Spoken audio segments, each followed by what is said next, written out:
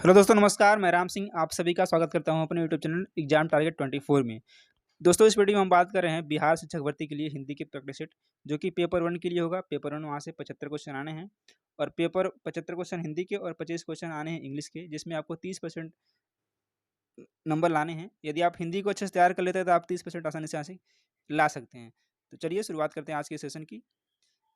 रंग सियार का होना, मुहावरे का अर्थ क्या है? सियार का रंग होना, कुछ कहना और कुछ करना, निम्न विचार का होना या छद्म छद्मवेशी व्यक्ति होना। तो कैसा है ये? रंग सियार का होने का मतलब क्या है? छद्मवेशी व्यक्ति का होना। ऑप्शन डी करेक्ट हो जाएगा। अंडा सेना मुहावरे का अर्थ क्या हो जाएगा? अयोग्य होना, व्यर्थ की बातें करना, घर में बेकार बैठना या फिर जानबूझकर गलती करना। तो अंडा सेने का मतलब क्या है? घर में बेकार बैठे रहना है। आपने सुना होगा कहावत है ये कि क्या बैठे बैठे अंडे से रहे हो क्या? ये भी कहावत आपने सुनी होगी अपने आस पड़ोस में, घर में। तो इसका अंडा सेने का मतलब क्या है? घर में बेकार बैठे रहना। सी ऑप्शन करेक्ट है। आंखों में धूल झोंकना मुहावरे का अर्थ, मुहावरे से क्या तात्पर्य है? दिखाई न देना, धोखा देना, विश्वास करना या फिर आंखों में धूल पड़ जाना। तो आंखों में धूल झोंकना मुहावरे का अर्थ क्या है? धोखा देना। ऑप्शन बी करेक्ट हो जाएगा।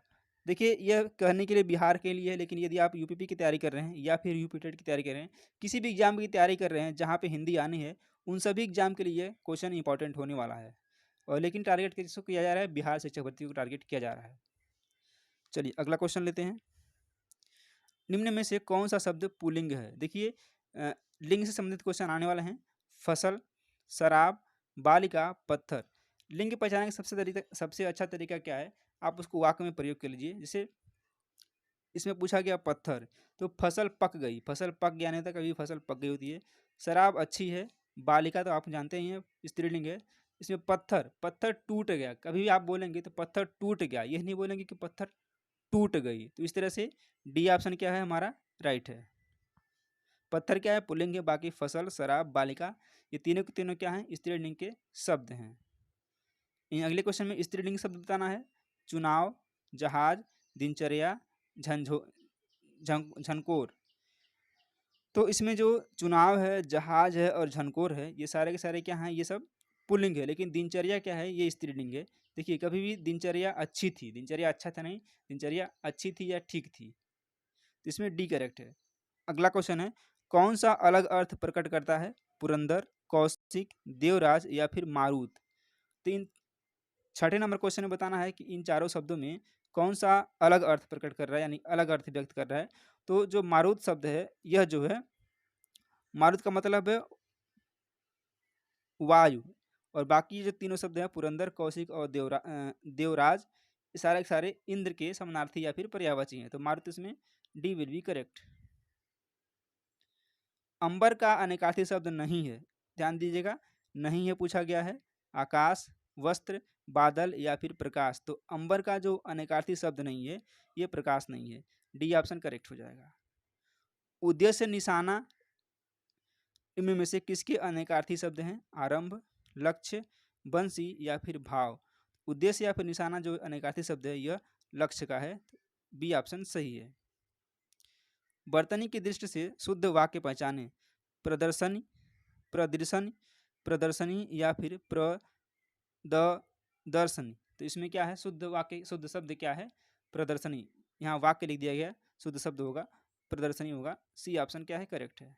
करेक्ट कर लीजिएगा। निम्नलिखित में से कौन सही वर्तनी का चयन कीजिए?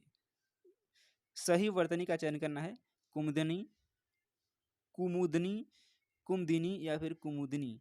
तो जो सही वर्तनी वाला शब्द है वो है कुमदिनी। सी विल बी राइट। घनश्याम में समास है तत्पुरुष समास, कर्मधारय समास, बहुब्रीहि समास या फिर अव्ययी भाव समास। तो घनश्याम में समास क्या है?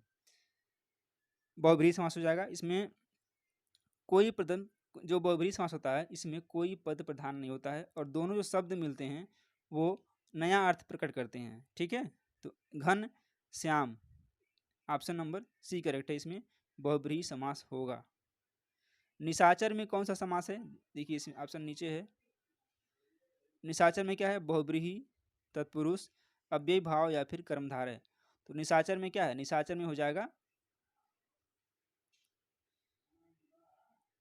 तत्पुरुष समास। ऑप्शन नंबर बी करेक्ट हो जाएगा। दही बड़ा में कौन सा समास है? तत्पुरुष, द्विगु, बहुब्रीहि या फिर द्वंद्व। तो दही बड़ा में समास कौन सा है? इसमें द्वंद्व समास हो जाएगा। ऑप्शन डी करेक्ट है। आकलन शब्द का विलोम क्या हो जाएगा? विकलन, संकलन, समाकलन या फिर प्राकलन। आकलन शब्द का जो विलोम है वो है विकलन। ये ऑप्शन सही है। धनी का विलोम शब्द क्या है? धनहीन, अधीन, अधनी या फिर निर्धन। धनी का विलोम शब्द निर्धन है, आप भली बात इसको जाने। डी ऑप्शन करेक्ट है। अनुलोम शब्द का विलोम क्या है? सुलोम, प्रतिलोम, अनुलोम या फिर अवलोम। अनुलोम का क्या होगा? प्रतिलोम होता है विलोम शब्द। डी बी ऑप्शन करेक्ट हो जाएगा। निम्नलिखित शब्दों में से तद्भव शब्द का चयन कीजिए। वानर, बंदर, भ्रमर या फिर पवन। तद्भव पूछा गया है तो क्या होगा? बंदर होगा। बी ऑप्शन करेक्ट हो जाएगा। तद्भव शब्द है 14, चतुर्दश, चतुर्थ या फिर चतुर्थी। तो ये तीनों ये भी दोनों और ये तीस सी, ये क्या है? तत्सम शब्द है, लेकिन जो तद्भव है वो 14 हो जाएगा। तो ऑप्शन ए करेक्ट है। गोबर का तत्सम रूप है गुर्बर, गोमय, गब्बर या फिर गौमय। तो गोबर का जो तत्सम रूप है वो है गोमय। ऑप्शन बी करेक्ट हो जाएगा। मृत्यु प्लस उपरांत में संधि करने से निर्मित शब्द होगा मृत्योपरांत, मृत्योपर्यंत, मृत्योपरांत या फिर मृत्युपरांत। तो मृत्यु प्लस उपरांत में जो संधि करने पर शब्द बनेगा वो बनेगा मृत्यु उपरांत। ऑप्शन डी करेक्ट हो जाएगा। अन्वेषण का संधि विच्छेद है अन प्लस वेषण, अन प्लस वेषण, अनु प्लस ऐषण या फिर अन प्लस ऐषण। तो अन्वेषण का जो संधि विच्छेद होगा अनु प्लस ऐषण होता है अन्वेषण। ऑप्शन सी करेक्ट है। इत्यादि में कौन सा संधि है? यण संधि, दीर्घ संधि, विसर्ग संधि या फिर गुण संधि। तो इत्यादि में यण संधि है। ऑप्शन ए राइट है। महल के भीतरी भाग को किस शब्द में जानते हैं? गर्भगृह, भीतरी तल, अंतःपुर या फिर रनिवास। महल के भीतरी भाग को अंतःपुर के नाम से जानते हैं। ऑप्शन सी करेक्ट हो जाएगा। चलिए, गिरा हुआ के लिए एक शब्द क्या है? पतित, लुठित, धराशायी या फिर पातकी। तो गिरा हुआ के लिए शब्द क्या हो जाएगा? वो है पतित। ऑप्शन ए करेक्ट है। जैसे आपने 10 में पढ़ा होगा वृक्षात पत्राणि पतन्ति, यानी पेड़ से पत्ते गिरते हैं। पतित का मतलब क्या हो गया? गिरा हुआ। उचित अनुचित का ज्ञान रखने वाला या वाक्यांश के लिए एक सही शब्द क्या है? विवेकी, ज्ञानी, चतुर या फिर दूरदर्शी। तो क्या है? ये विवेकी हो जाएगा। Option A will be correct हो जाएगा। चलिए, 25 क्वेश्चन थे। 25 में आपने कितना करेक्ट किया? यदि आपने 20 प्लस करेक्ट किया हुआ है तो आप काफ़ी अच्छे कंडीशन में हैं। यदि आपने 20 से नीचे किया हुआ है तभी आप ठीक स्थिति में हैं, लेकिन आपको रिवीजन करने की आवश्यकता है। चलिए मिलते हैं फिर, तब तक के लिए नमस्कार, जय हिंद।